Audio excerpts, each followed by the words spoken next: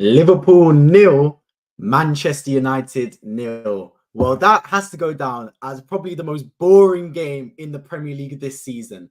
Absolutely nothing of note really happened. The most interesting part was when Diogo Dalot got sent off in what was honestly one of the most ludicrous red cards I think I've ever seen in my life. How he got double booked for dissent in the same action is beyond me. It just goes to show the extent of VAR, PGMOL, and everyone involved in refereeing in this game. But regardless, it finished 0-0. Obviously, a better point for Manchester United because everyone on this planet that knows even the slightest bit of knowledge about football, myself included, thought they'd get slaughtered today. I predicted 5-0 Liverpool. I did. But another thing I do always say is never count out Manchester United. Now, actually, if you look at this game and reflect on it holistically, as I'm going to do in this match reaction, United had the better chances. Let's be completely honest about it, guys. If you look at this game, a draw is probably the fair result. But if you look at individual chances, Manchester United had some really good chances, especially in that second half. You look at the one that Højlund had it, for example. Oh, my God, it's a big chance for him, man. Big chance for him to find the back of the net there. So, look, overall, as I said, a better point for Manchester United, 100%. Liverpool will be disappointed they didn't take advantage because many thought going into this game with Bruno Fernandes out and a lot of other players missing from Manchester United, obviously their form has been terrible going into this game, that it was going to be only one-way traffic and just it was going to be a foregone conclusion that Liverpool were going to absolutely obliterate Manchester United today. And it didn't end up happening. It didn't at all. I thought United held strong. They held firm. I thought they played well in moments. Now, many will say, oh, United didn't actually play that good. But I actually thought they played decent because when you go to play Liverpool at Anfield in particular, Liverpool are very, very good at not only performing, but utilising the crowd for their benefit. They know how to harness the energy from the atmosphere and from the crowd. And when you go to Liverpool, the number one thing you have to do is zap out the energy. Is dull down the crowd, keep everyone tired. That's the number one thing. And I think United did that. They made the crowd seem a little bit unsure, uneasy, rather than like really on the team and going for it and vibrant like Liverpool normally are. The crowd was really actually a little bit passive, a little bit timid. And that's objective number one when you go to Anfield. And that's all from your start to the game. If you start slow, the fans capitalize on that. Liverpool play off their crowd. Why do you think during the COVID year they struggled at Anfield? It's no surprise. The correlation is there. When Liverpool play at their best, it's because their crowd gets incentivized and carries the team through it. That's genuinely what it's like. And I thought Manchester United did a fantastic job to keep that Anfield crowd quiet. They were barely in the game at all. And I think it reflected on the players. Look, obviously it's hand in hand. It goes, a part of it needs to be Liverpool's players getting the crowd on their feet. But also the crowd was very quiet in this game. That's one of the worst atmospheres I've seen for a Liverpool-Manchester United match in my lifetime. Normally, it's always buzzing, always electric. It's the biggest game in the calendar for Liverpool Football Club. It's the bigger game than Everton playing Manchester United. So the fact that they weren't up for it, it felt like this crowd, I don't know the reason. Was it because they expected them to slaughter Man United? Was it because they thought, oh, United are on their knees, we're actually getting results recently, we should take them to the cleaners? I'm not too sure, but it worked out to Manchester United actually getting a point and a deserved point at Anfield. So yeah, let me go through both performances for both teams. Let's start with the home team, Liverpool. Liverpool today, actually, right? They didn't obviously get the 3 points. They got 1 point. And I think this is accumulation of what we've seen for Liverpool over the past few weeks. Liverpool have been getting results, but I've not watched them put in convincing performances over the past few weeks. Now, I think I'm honest saying that. I watched them against Fulham. They won the game 4-3. It was not convincing. They shipped 3 goals at home at Anfield, and they scored 2 goals in the dying embers to win that football match. Fair play, fantastic victory, but many that watched it would know that was not a straightforward victory. Let's look at the game against Crystal Palace on the weekend. Nowhere near deserving 3 points there. If Jordan Ayew doesn't get sent off, they probably lose that game or maximum get a point. Jordan Ayew gets sent off with 20 minutes to go and the game complexion completely changes and they go on to win that game. Undeserved 3 points in my eyes, but they still found a way to grind out a result. They obviously lose in midweek in the Europa League, but that's neither here nor there. They were already qualified. I don't care about that. Let's look at the game against Sheffield United as well. Got the 3 points, great. 2-0 victory, very good in that respect. But did they really blow apart Sheffield United? I don't believe so. So when I've looked at Liverpool this season in particular, they're getting the job done, but it's not convincing. This is why I still don't see Liverpool as having enough energy to win the Premier League title yet, because it's looking like it's a bit by hook or by crook. That's what it feels like for Liverpool. It's not like the old Liverpool under Jurgen Klopp from 2, 3, 4 seasons ago, where they would be consistently blitzing teams apart and they'd be blowing teams to shreds. It feels a little bit like they're playing games by freestyle. And because they're such a good team and because they have game winners like Salah, like Diaz, like Virgil van Dijk, they're getting the job done, and Trent and players like that, rather than actually getting the game completed from minute 1 to 90. I can't wait for next weekend when my team Arsenal goes to play Liverpool, because that'll be a fantastic game. And if Liverpool play anything like they did today, Arsenal will be licking their lips thinking, hang on a minute, we could actually deliver Liverpool some hurt next weekend. Now, obviously, every football game is different. I don't anticipate Liverpool playing anywhere near as bad today as they will do next week against Arsenal Football Club.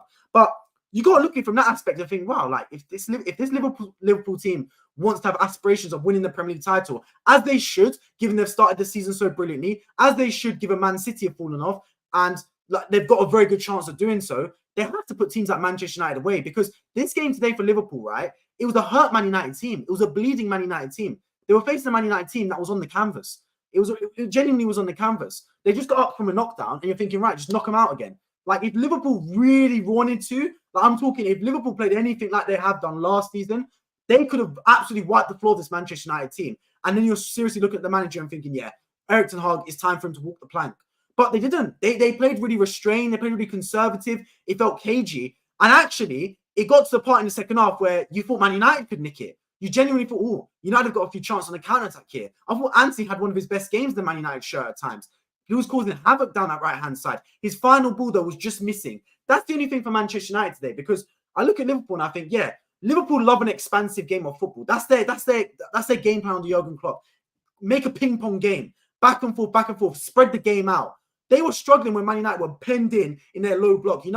Liverpool couldn't really break them down. They were taking pop shots from far, whether it was Salah, whether it was Gakpo, etc. Nunes even doing it sometimes. They weren't really doing enough to penetrate Manchester United. As soon as Manchester United actually started to expand the game and go forward, that's when Liverpool ironically had their best chances, because it turned into a back and forth game. And that's exactly what you want, a basketball-type football match if you're Liverpool Football Club. They didn't take advantage. So I do actually think that Manchester United, despite only drawing the game 0-0, I thought their game plan was sound. They restrained Liverpool. They restrained Liverpool, and that was the main thing, man. They kept the crowd quiet, and they kept Liverpool out of the game. Your best chance of actually beating Liverpool, I know it's common sense, is actually to not concede.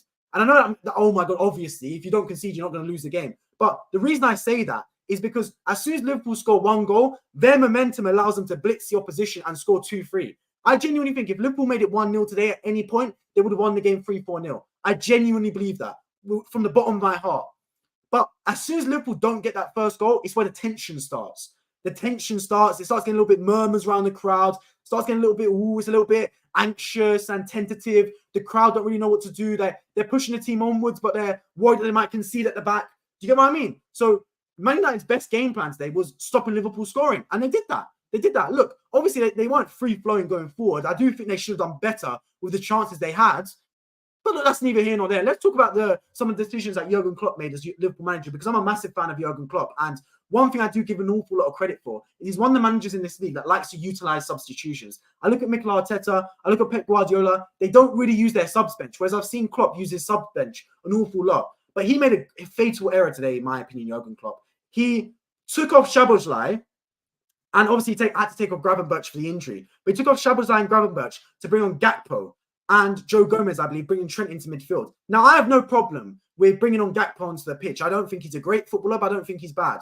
But as soon as he did that, he moved Salah from right wing to striker. Now, Salah was getting his maximum output on the flanks when Liverpool were getting the ball out wide to Diaz and Salah. That's when they were most dangerous. As soon as Salah went into the middle, we were thinking, oh, brilliant.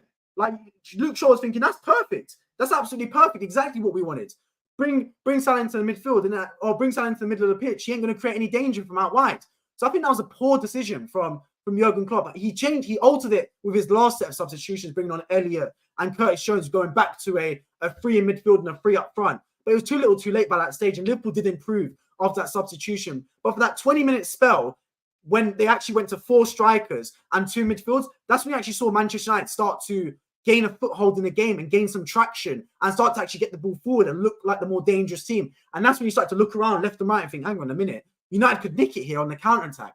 So I think Jurgen Klopp made a fatal error in that respect. I genuinely think he did. And look, I'm not one to question Jurgen Klopp's substitutions. He knows a hell of a lot more about football than I do. That's an absolute fact. But I do think that was the wrong decision to make in that moment. I think even putting Trent into midfield, he was fine at right back. You didn't need to put him into midfield. They were not really dangerous, Manchester United. You need as many creative players on the football pitch as possible. Like, if I look at Liverpool's midfield, Gravenberch, Endo and Szoboszlai, who's most likely to get you a goal? It's Szoboszlai. I don't see why you take him off the pitch in that respect. Yes, he wasn't having the greatest game in the world. I agree. He wasn't having anywhere near his output that we're used to. But you put the ball in a sixpence, it's going to be Shabazz that does it. He knows exactly what he's doing in that respect. He's got that end product. He's got that in his locker, a long shot if he needs it. He's the player that's going to make things happen and pull the strings in midfield for Liverpool. So I actually thought it was a wrong decision to take him off the football pitch. But let's move on to Manchester United, because as I said, they came here as a wounded beast, Manchester United. They came here off the back of losing to Bournemouth in what was, I'll be honest,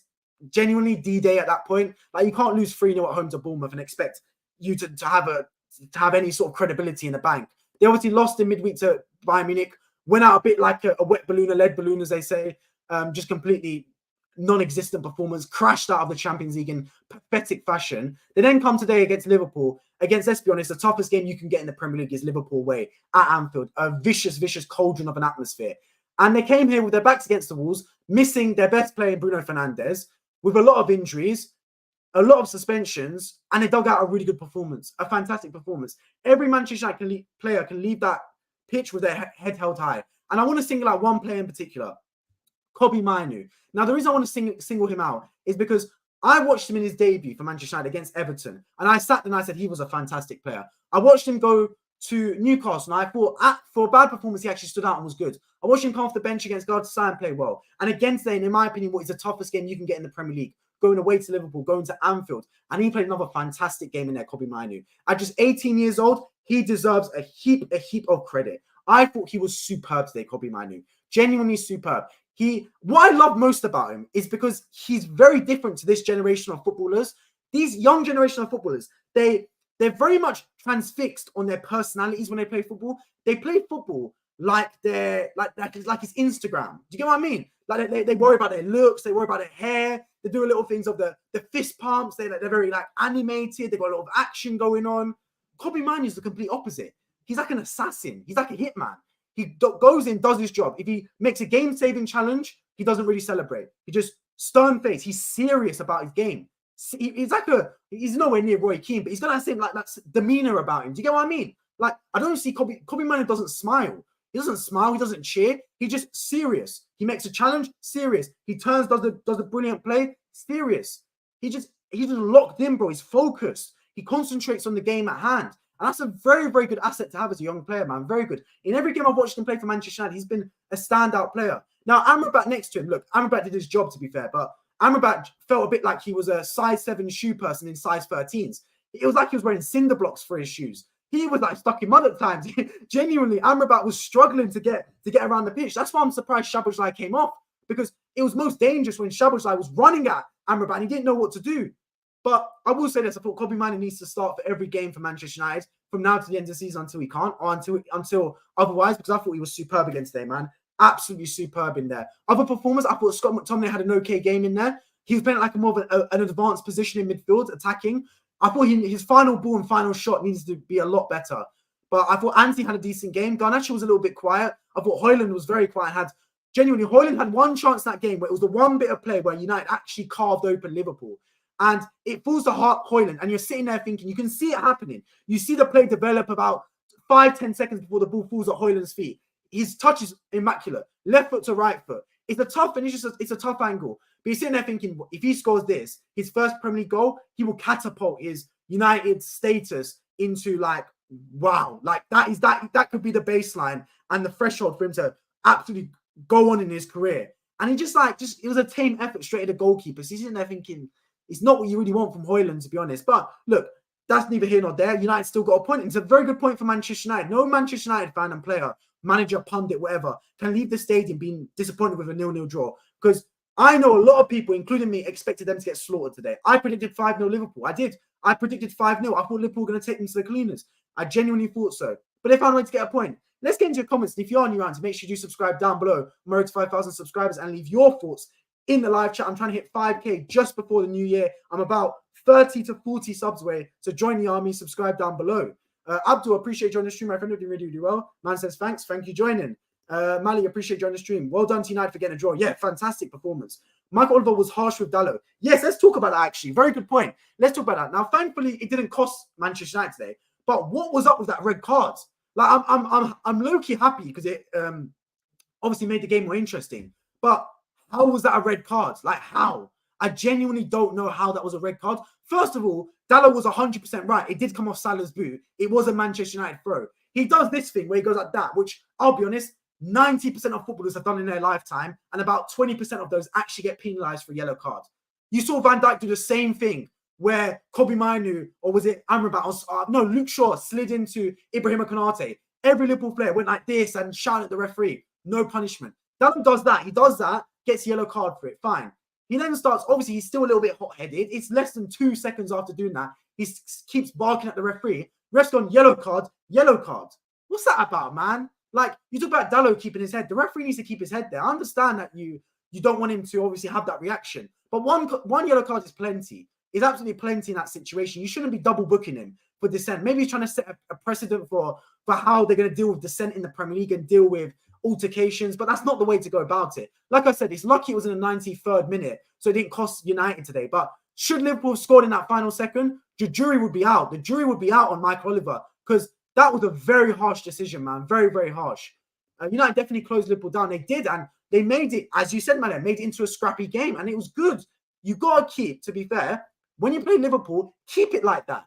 Keep it scrappy. Keep it at a low block. As soon as you turn into an expansive game, Liverpool cut you apart. That's why I'm interested to see how Arsenal approach the game next week. Arsenal will not play this game like Manchester United play. I'm sure about that. Arsenal will probably try and play the game a bit more expansive, a bit more end-to-end, which could make it into a 4-4, 5-4 game, but equally could make Arsenal get torn apart at Anfield. Now, I don't know how Arsenal are going to turn up. Arsenal could turn up like we played against Man City at home, where we turned it into, let's be honest, a boring game as well, and Arsenal won that game 1-0 with Martinelli scoring. You don't know. So there's multiple ways to play this game. I think Liverpool obviously prefer an expansive game. Liverpool would love if Arsenal come to Anfield and take the game to them and play on the front foot, because I think Liverpool will then try and pick Arsenal off the counter-attack, which we know they're capable of doing so. Arsenal on the flip side will obviously want to keep that game tight and not concede. Because you saw what happened last season when Arsenal went to Anfield. Arsenal were 2-0 up, cruising. Xhaka made an absolutely stupid altercation with Trent Alexander-Arnold. He got the crowd up. Suddenly, everyone was thinking, oh, the crowd's getting involved. They get up for it. And what was, let's be honest, the crowd did not care one bit. They were completely quiet in the game. And then out of nowhere, Liverpool make it 2-1 before half-time. And suddenly, 2-2, they could have won the game. So you can't let Liverpool get a goal back. As soon as Liverpool score, that's when you're in dangerous territory, because they're liable to score 3-4 at that stage. Ten Hag has kept his job, has kept the P45 at bay for a while. Yeah, he's kept his job, man. No need to leave anytime soon. But yeah, it's a big result for them, massive result, because it could have gone very, very pear-shaped, very, very pear-shaped. They tied them big time. They did. And Liverpool did look a little bit leggy.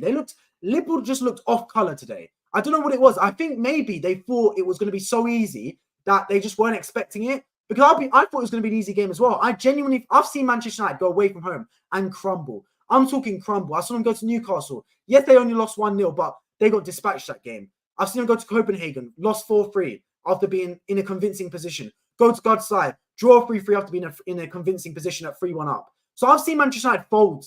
I've seen them fold plenty of times. And Liverpool just didn't really punish them today. They were it's like a boxing fight where the boxer had already been knocked down and he's got back up from the canvas and you're just jabbing him. Like, go in for the kill, man. Go with the hooks. Go with the uppercut. Liverpool felt a little bit like they were just in second gear today. They weren't doing enough to really press them down or pin them down. Jordy, appreciate joining the stream. My friend, doing really, really well. How are you, lads? Real Poison Super, appreciate joining the stream. Oh, wow, well done. Your first place. What achievement, man. Get back to Europa League before we force you back there. No chance. United were extremely fast today, especially Anthony. Yeah, Anthony did actually play all right today. It's actually the first game I've actually seen Anthony play a good match. Genuinely, because I don't really see. I've genuinely just seen Anthony play average games for Manchester United, but I thought he was good today, man. He stood up and was counted. Look, Anthony's a fighter. He is. Look, sometimes his quality and end product lets him down, and for £100 million, you're hoping for an awful lot more. But he is a fighter in there, and I thought he did all right today, Anthony. I've never seen him run so fast, myself included, man. Myself included. Moatella, appreciate you on the stream. I think they do really, really well. Klopp has done a big mistake in subs. Yeah, I agree. I don't know why he switched to 4 up front and 2 midfield. It was working. Like, obviously, they weren't playing well, but if you have to change personnel. Don't change formation or tactics. That's all you needed. You can bring Harvey Elliott on. You can bring Curtis Jones on. Fine, I agree. Bring Gakpo on if you want to. But don't change the tactics. Just change the personnel, because you need that midfield. Because as soon as Liverpool went to 2 midfields, that's when Manchester United started to actually gain a foothold in the game and start to actually look a bit more aggressive and a bit more forward thinking. And that's when it could have been a very dangerous game for Liverpool because Manchester United could have nicked the goal on the counter-attack. As soon as they went to 4 up front and 2 midfield, it was Man United's game from that point on. Then when they started to make the other subs and Jurgen Klopp corrected his mistake and went back to 3 midfield, that's when Liverpool once again regained the foothold in the game. But I think a draw is a fair result, to be fair with you guys, man. Let me look at the stats actually before I comment. Let me look at the stats from this game. So let's see. Share screen, present, share screen, Liverpool Man United. Share screen. All right, perfect. So yeah, if we look at the game, right? Let's look at the game like this, yeah? Look at the game. Liverpool had 34 shots, and Man United had what, 6? United had 6 shots, Liverpool's 34, and Liverpool had 8 on target. If you look at the stats, you would think Liverpool dominated Manchester United. That's what you would think. But it didn't feel that way. Like watching the game, it didn't feel Liverpool were just like, if there was a shot time, if there was an XG and shot chart, the game would not look like this. Trust me, the stats would not look like this. Because what was happening with Liverpool is every time Salah and Gakpo were relatively close to the goal, I'm talking like within 30 yards, they would just shoot. And it was just the wrong decision. Like, how many times was Salah and Gakpo just letting fly from outside the box? It was the wrong decision. So the stats might say that Liverpool had, 34 shots today, 8 on target, and over 60% of the ball. But it didn't feel like that in the game. It genuinely didn't. It felt like United were content. Not at one point in this game did I really feel United were on the ropes. And that's a bad sign because when you go to Anfield, you should expect to take a lot of punishment. You should expect for at least 10, 20 minutes of the game to be under the ropes. And it didn't, or to be on the ropes, sorry. And it didn't feel that way. It genuinely didn't feel that way for Manchester United. This result actually benefited for both Arsenal and Newcastle. Lol. Yeah, it did, man. Big time. It benefited Arsenal, benefited Man City, benefited Aston Villa, who are second in the table. And if Aston Villa win on Thursday, they go top of the Premier League. And they're playing Sheffield United, which, in my opinion, is the easiest game you can get all year. So Aston Villa are 1 game away from going top of the Premier League table.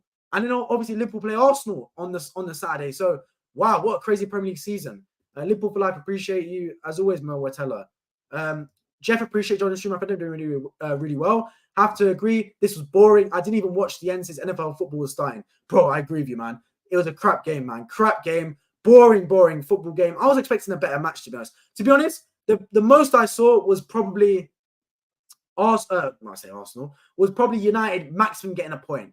I thought, genuinely, I thought Liverpool were going to win 5-0. I thought they were going to win 5-0. There was no way United would win this game. 0 chance. I thought, they could get a point if they're on fire, but I thought there's no way they can get anything else. I was just thinking, the whole game I was just waiting for Liverpool to score.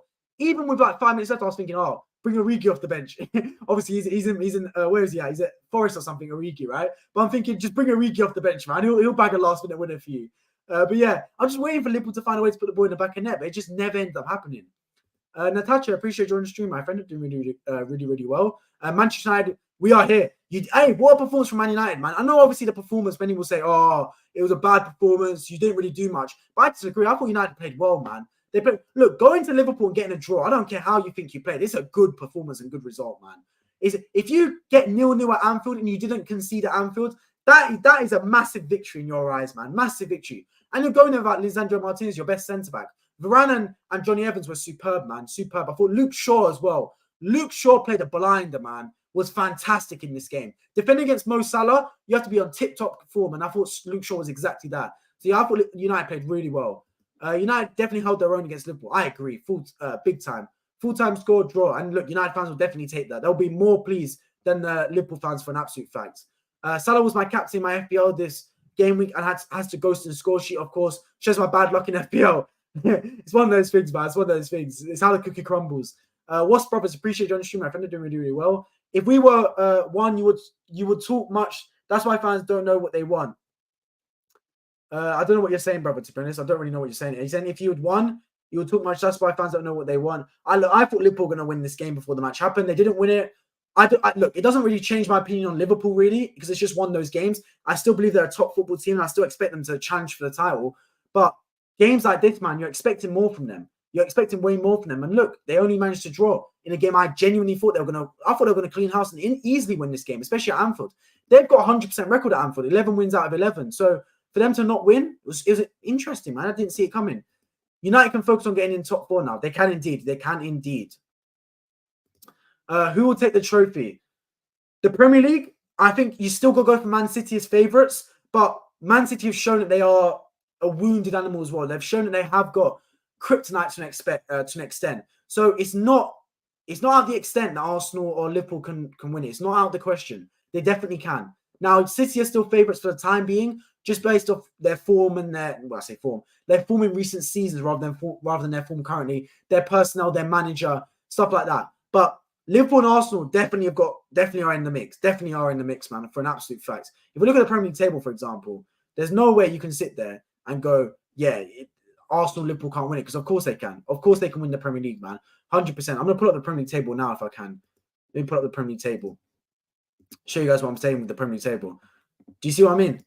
Look at the Premier League table, man. Arsenal sit top, but look how bunched it is. You got Arsenal on 39, you got Liverpool and Aston Villa on 38, and then Man City down a bit more in 34. So it's tight, man. It's very tight up there. All teams have played 17 games, of course, apart from Bournemouth and Luton after Tom Lockyer's cardiac arrest. We wish him the absolute best. I hear he's in a stable condition. So everything to play for, man. Everything to play for in the Premier League. And if you look, Newcastle potentially, but I think that's a little bit dodgy. But if you look from Tottenham upwards, you've got Tottenham on 33, Arsenal on 39. 6 points separates 5 positions, which is nothing. That's 2 games, bro. That's 2 games separates 5 positions, which I think just shows how tight the Premier League is, man. Very tight this season. Newcastle have been good in comparison to United. Yeah, Newcastle have been much better, but like United, they've suffered from injuries as well, unfortunately for them. We won't let United to take top 4 this season. Well, here's the thing, right? Top 4, Arsenal, Liverpool, and City will be there, I believe. Aston Villa, you're expecting them to drop off, but they should be there. Like you're thinking they've got a very good chance of making it. So you got Aston Villa, Manchester United, Tottenham, and Newcastle fighting over the 4th position. And all 4 of them could get it. Genuinely, all 4 of them could. So it's crazy, man. It's crazy how the table's shaping up. My Premier League top 4 prediction at the start of the year was Arsenal, Man City, Liverpool, and Man United. That was my top 4. Is it going to happen? Who knows? But that was what I predicted. No need to worry about you guys. You'll finish in European position. Well, yeah, they should. They should do, but because European positions go down to 8th. What would be a good result for Newcastle this season, though? Because obviously they got top 4 last year. So would they need to improve and get top 4 again? I think if Newcastle get Europa League, that's a good performance for them this season. Good performance. Hardcore, but I'm taking Aston Villa to win the league. Need some change in the Premier League. If Aston Villa win the Premier League, that might be the most embarrassing thing ever for Arsenal, Liverpool, Man City. I'm sorry, that's embarrassing. You can't let Unai Emery win the Premier League with that Aston Villa squad. Look, fair play to them. Fair play to them 100%. But I can't see Aston Villa win the Premier League in my eyes. I just genuinely can't. True Goon, I appreciate joining the stream. My friend are doing really well. Bring on Anfield next week. We're ready. I hope so, bro. I hope so. I cannot wait for that game. And of course, I'll be streaming it next week. Liverpool versus Arsenal on Saturday, 7:30 p.m. The stream will start. Subscribe down below. I'm already 5,000 subscribers. I promise you, you would not want to miss it one bit. It's going to be a fantastic game. That's for an absolute fact. Ozzy Aslan, appreciate you joining the stream. My friend are doing really well. Ozan Kabak, maybe. I don't know. I've been watching footy for a long time, and it's probably been United's worst season in the last 10 years. I agree. I thought they've been absolutely catastrophically bad at times, Man United. They just not got off the starting grid, it feels like. Genuinely. They've just not got out of the blocks. But United always seem to perform at some point. They do. Look, I've watched United enough times in my life to know that even during bad games and bad performances, they know how to get results. And let's see what happens, man. Big up, mate. Elephant still sits on top of the table. Yeah, Elephant still on top of the tree, man. Smash the likes. Yes, smash the likes. If you're on your auntie, make sure you do subscribe down below on my road to 5,000 as well. We must win next week or the United fans will come for us. Yeah, look, we have to try and win. Look, a draw is a good result still against Liverpool, especially after the fact that Liverpool have drawn today. If we draw at Anfield next week, that's a good result. Very good result. Trust me, guys, because we stay on top of them and we play them at Anfield, which means we still have to bring them to the Emirates. So I think a draw is a good result for Arsenal next week. Just don't lose the game. Just don't lose it, man. I said the same thing against Aston Villa. Against Aston Villa, I said, look, don't lose the game. But look, it's one of those things. Goon against Liverpool will give us the champion of the league. I hope so, man. I hope so. If you're watching the chat, just know well, obviously, it doesn't show up in the chat, but those of you on YouTube will be able to see the comment. Arsenal will have to come out strong next Saturday. I agree. No excuses. If we United can get a draw, then we should get a win. But it's a different game, right? It's a different game because Liverpool came into the game against Manchester United. I think they didn't take them seriously. I seriously think that. I think they didn't really take Liverpool. They didn't really take Man United seriously. They went into the game expecting to win the game. And that's always dangerous when you get complacent. I thought that was the case for Liverpool. I think they're going to go into the game next week against Arsenal with a way different mentality, with much more seriousness about them. I'm happy they play midweek because at least I'll be a circuit breaker and maybe they can take out their frustration on West Ham in midweek. But we need to go to Anfield next week and punch Liverpool. Because last year, we had a fantastic opportunity to beat them. Fantastic opportunity. We were 2-0 up and cruising. Absolutely cruising. And then we got into a silly fight.